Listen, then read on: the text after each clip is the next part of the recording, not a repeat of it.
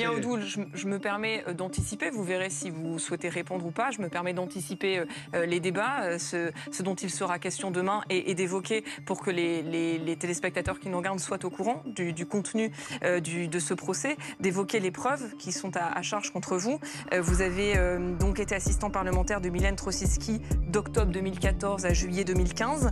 Vous avez un CV qui va jusqu'en décembre 2015, pas de mention de votre fonction parlementaire dans ce CV. Autre élément à charge contre vous, vous avez un email envoyé le 10 février 2015, donc 4 mois après vos prises de fonction en tant qu'assistant parlementaire. Email envoyé à Marine Le Pen. Marine, serait-il possible que je vienne à Strasbourg demain pour voir comment se déroule une session au Parlement européen, rencontrer des députés et des assistants et faire la connaissance de Mylène, à qui je suis rattachée, donc 4 mois après le début de votre contrat d'assistant parlementaire. Autre message qui date du 7 octobre 2014.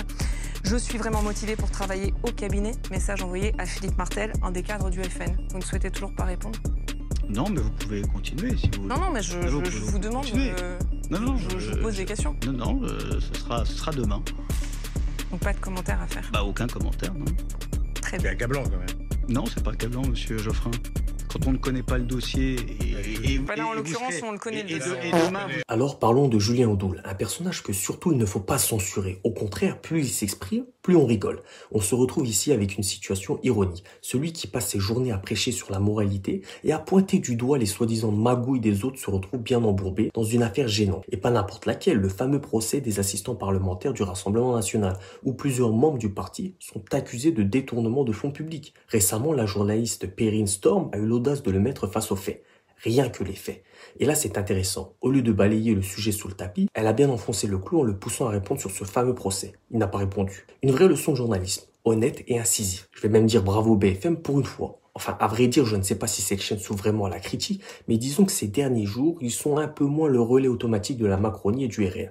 Dites-moi si je me trompe d'ailleurs. Revenons à notre cher Julien Audoul, cet exemple vivant de la discipline au RN. On voit bien la stratégie du parti. La consigne est claire, ils se protègent les uns les autres et n'avouent rien. Mais pour ce grand donneur de leçons, c'est un peu plus compliqué que d'habitude. Ce même Audoul qu'on voit se donner en spectacle en dénonçant l'insécurité, l'immigration, les OQTF ou encore l'islamisation, il est là, mais bien silencieux sur cette affaire d'indemnité. Pour rappel, Julien Audoul aurait perçu 56 000 € en tant qu'assistant parlementaire de l'eurodéputée Mylène Trosinski pour un travail qu'on pourrait qualifier de fictif. Fictif.